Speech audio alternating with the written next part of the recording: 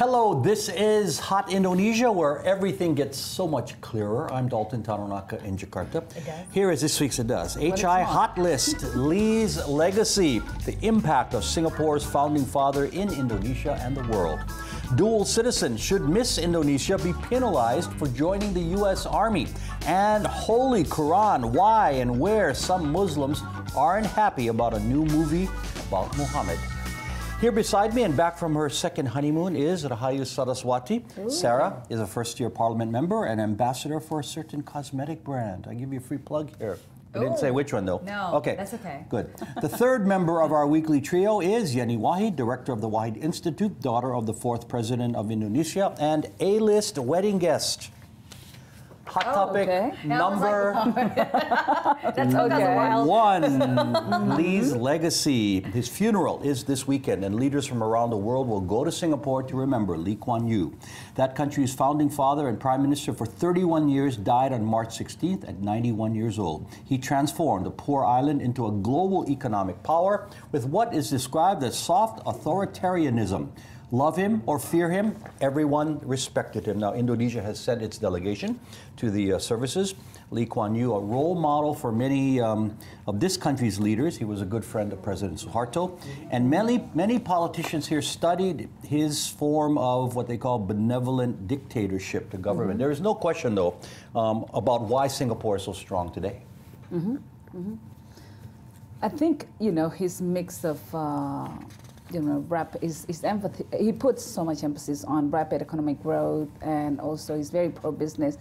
But again, like some people said, at the expense of freedom of expression, civil liberties, and democracy. And it's a model that has been copied by some countries, and we're seeing. I think we're seeing now China is actually. Probably looking at Singapore's model as a model that they're trying to emulate. Big difference, though. And I want to ask you real quickly.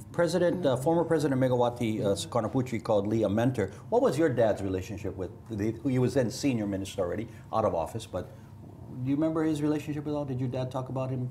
It's okay. I mean, I went to I tag along with my dad when he met with Lee Kwan Yew. So I sat in some of the meetings, and I think.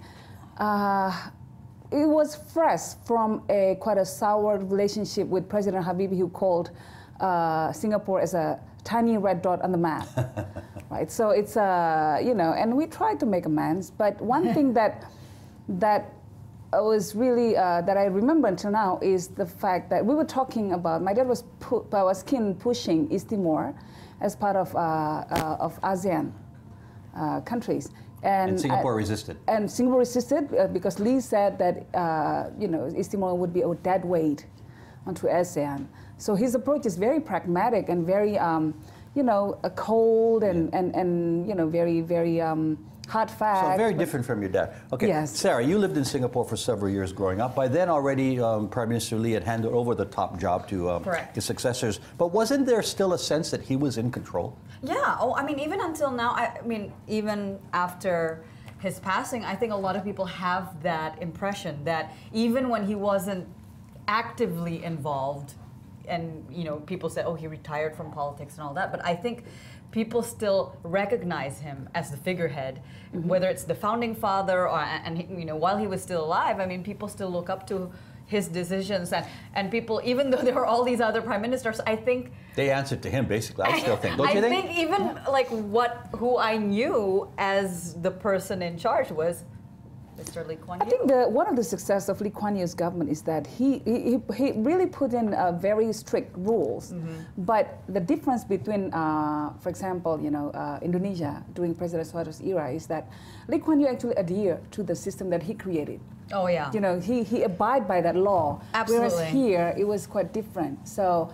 If you remember, those eras were the eras of the strong men of Indonesia. Right. Mahathir and President Lee was a strong man. Yes. Well, and so, I in a different way. I remember that how people said that President Suharto viewed him as a rival because they were claiming Singapore as the tiger of Asia, whereas President Suharto was thinking, no, Indonesia is the tiger of Asia. So there was that rivalry there. Ego, yeah. All right, but They've always had a working relationship, so a Absolutely. personal rapport that is, quite warm and trusting. But I mean, talking about, it's really, really difficult in the beginning for me to understand, like, why people have such mixed feelings about, because when I was in Singapore, my experience was, and every time I go there, it's always, wow, it's clean, you get the good feeling, right? But how did it get that clean? I mean, Right. it's his practice. Okay. Right. My first interview with this guy, and I've had several, was in 1992 when I worked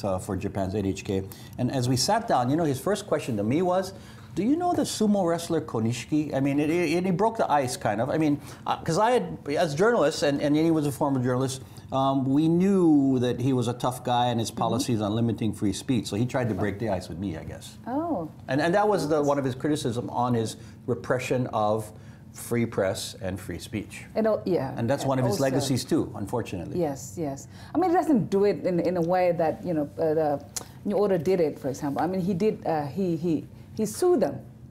He puts legal actions against. And that bankrupted people, and you didn't dare criticize them again. But again, I think to build, I mean, you have to really put your, kind of just lift your head off to him, because because no matter what, I mean, Singapore is such a small, it's an island, for goodness sake, and it's such a small country. To make it the way it is now, it does take someone like him. And he did actually say, look, if it doesn't work, then it doesn't work. But let's try this, I mean, if it does work, then let's keep it. And what he was showing is that he's a pragmatist, and he says, you know what, if he said, we are not enamored with any ideology. He said, look, let's just try something, and you know what? It worked. It worked for them, and he had his critics, as Yenny said, but Lee didn't care. He didn't care about his critics. I mean, he always said, "I'm going to fight them. I'm going to rise from the dead," even when let me end with and this. he said, if any leader is cares about polling, then that is not a leader at all. Okay. I mean, he's stuck by that. Let's end by this. The Washington Post said this in an obituary that.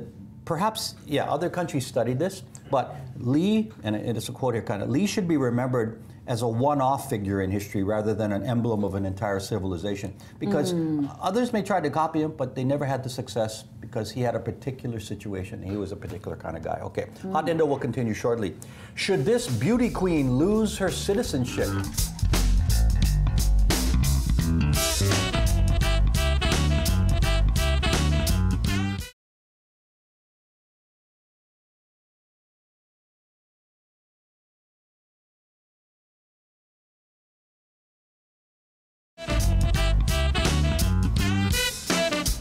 You're watching Hot Indonesia with Sarah, Yenny, and me. Here's hot topic number 2, dual citizen. She was crowned Miss Indonesia 2006, representing her home in North Sulawesi. Now, Kristania Besso wears a different costume. She's a member of the U.S. Army, learning to be a nurse. She's been living in America the past 8 years on a student visa and obtained her U.S. citizenship. And that is where the problem has come up, because not to mention nationalist feelings and the criticism, should she automatically lose her Indonesian citizenship because the law here says yes, and the law is a law? Well, we don't have a dual citizenship law yet. And although there's some pushing for that, the diaspora movement has been asking for the government, not for the government actually, to ratify the citizenship law that will enable people to have dual citizenship. And India had tried that and had proven to be quite successful in bringing back all these Indians who live abroad into India, and had contributed to the tremendous success of So you support dual citizenship? I think I do, yes, I do. Yeah. Sarah? Actually, I've been asking this question for a long time because I grew up with, the international community. I actually have friends who secretly have, obviously, both passports. Two passports. Yeah, 2 passports. Like Don't say their names on the air. No. Indonesians and Indonesian and Australia, or Indonesia and Singapore, or Indonesia with some US. Yeah. All of that, because either that or they're born there and they decided to keep it.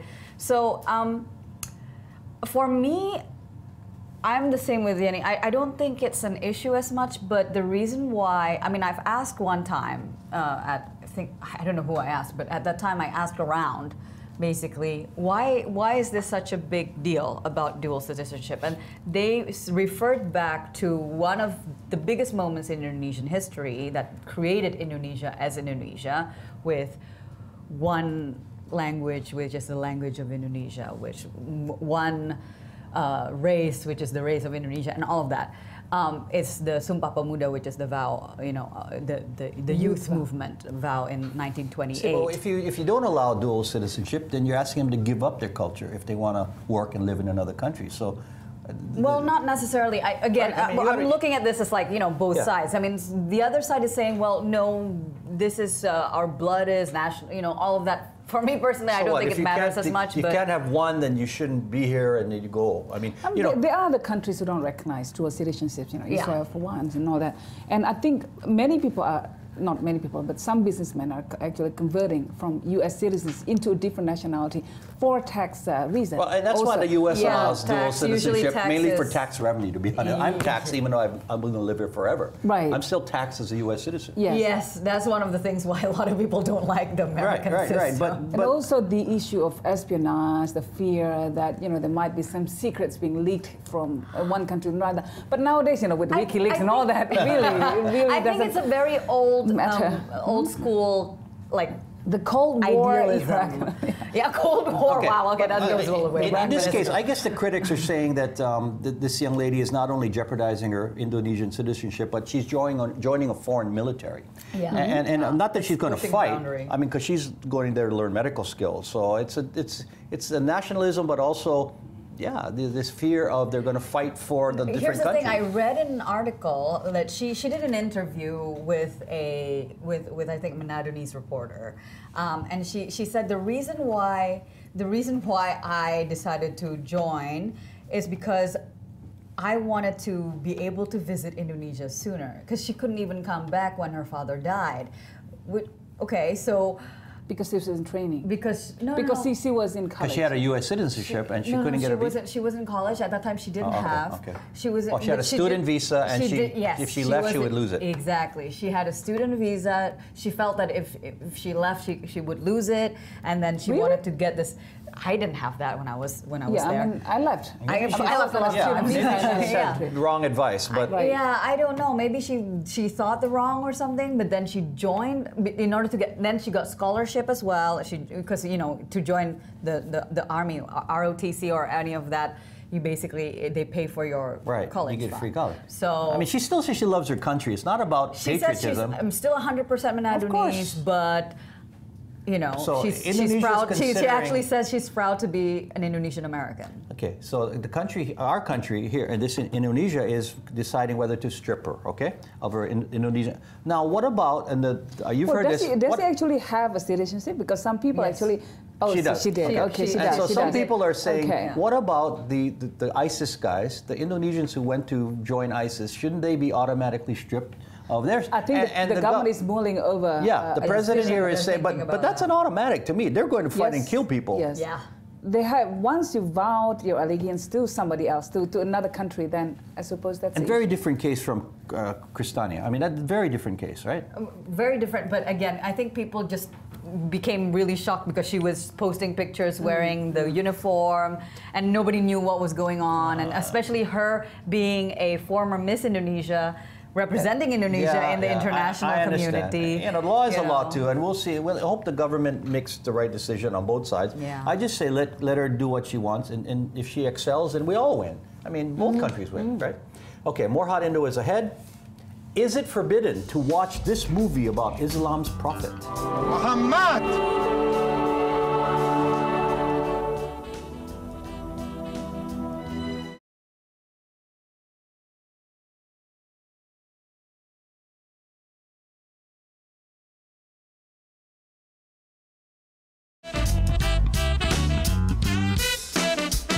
You're watching Hot Indonesia from Jakarta. Here is hot topic number 3, Holy Quran. Muhammad!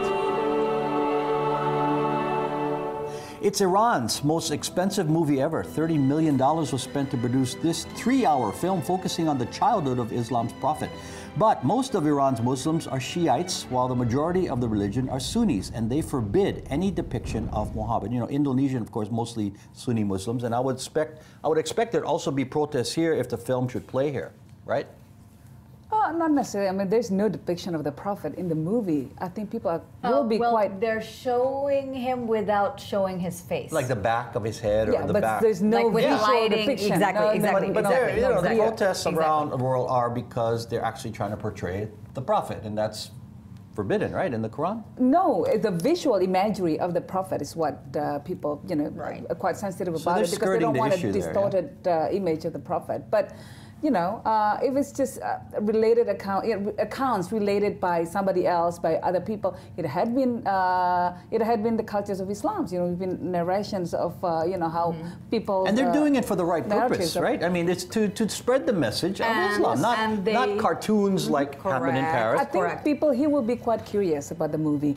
There will be some elements in the society who will try to make this as a political cause, to make you know, a big issue about it. But I think the majority of Muslims will be quite curious. You know, I bet you they won't even try to run it here because they're afraid of the backlash, you know, and any potential conflict. Which is strange, which is unfortunate. Which is sad, because I would want to see it.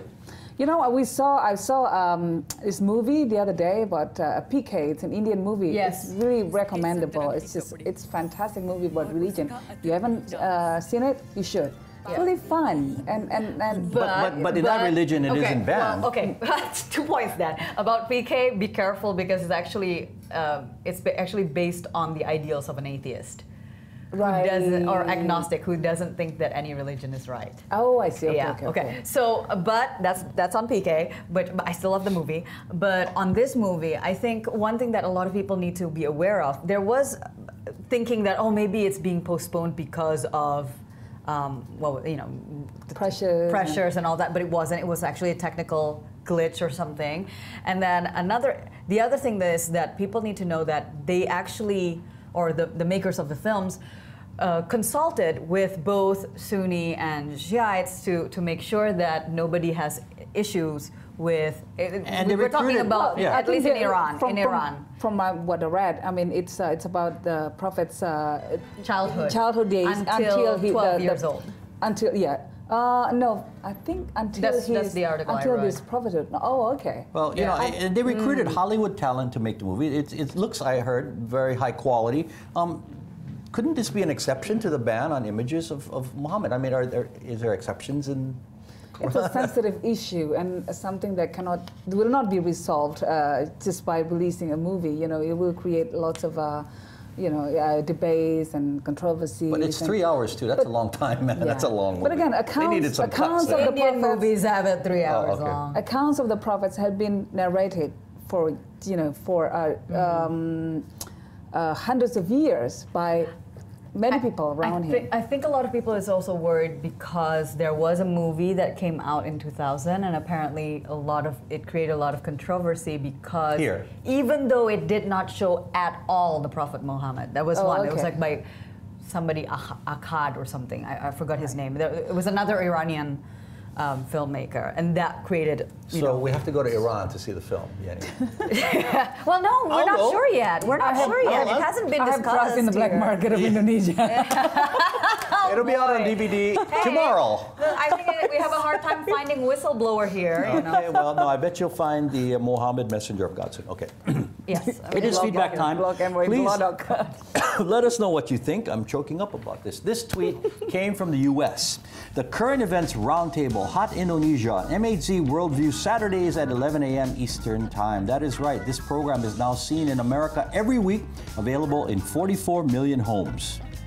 Yay. Okay. Wow. If you have any feedback on what you've heard or would like to suggest a topic for us to tackle, please email us at hotindo@theindonesiachannel.com or comment through our Indonesia Channel Twitter, Facebook, and Instagram pages. Final words, Yenny. Okay. Indonesia's political climate is beset by so much infightings and conflicts, becomes such a bore. And one of the problems is because, you know, everybody just wants to win, and they don't want to pay any attention to the others, you know, the others' interests. I mean, for once, what about if we try to win without defeating others? Then everybody wins. Then All right. everybody wins, Yeah. yes. Good. Final word. Sarah. Okay, you know what? I'm still kind of stuck on the whole how I've been studying Lee Kuan Yew just the past few days. I think he's such a remarkable figure, especially you know, being shaped from what he went through during the Second World War, especially you know when Japan came into Singapore. And no matter what people say about him, he was a man of ideology, and what makes him different from others and made it easier for people to follow him was because he did it not saying, do as I say, not as I do, but he actually walked the walk. He did exactly what he said he would do, and he did it for himself. And I think that's very honorable, and that's the kind of leaders we need. And one of the things that I admire about him is the fact that why he's so strong about it, because he doesn't want any of his people to become foreign workers or to have the women work as other people's maids. And I think that's one of the things that we need to learn in Indonesia, to make sure that we don't see that as a culture that we just accept, that our women go abroad to find work. All right, going forward, and I have some final words on this man. You know, as I said, I had the opportunity to interview him several times in my news career, and he was all of the things that everyone said he was: unapologetic, talking tough, straight talking. But you know what? I remember that how soft he got when he talked about his wife, Yes. Kwan Yew. Yes. You know, he was more than just a strong leader. He was a good husband. Yes, absolutely. And that is Hot Indonesia for this week. For Sarah and Yenny, I'm Dalton Tanonaka. See you next time.